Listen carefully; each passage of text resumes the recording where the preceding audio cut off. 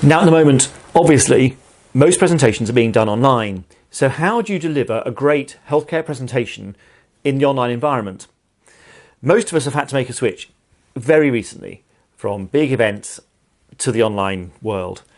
So whether you're using Zoom, you're using GoToWebinar, you're using Skype, whatever the platform is, there are some tricks that you need to employ to make sure that you're coming across well in your presentation online. So for example, make sure that the camera you are talking to is at eye height.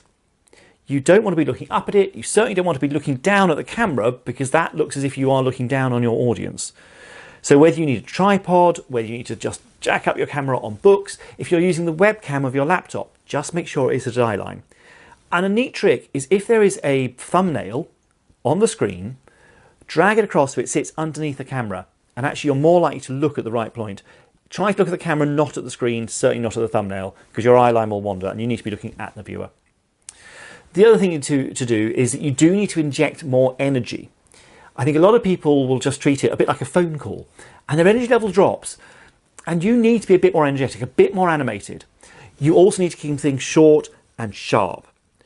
Probably 5 or 10 minutes worth of content, then you might go to the audience and ask for questions, check for understanding, maybe run a poll, do an exercise.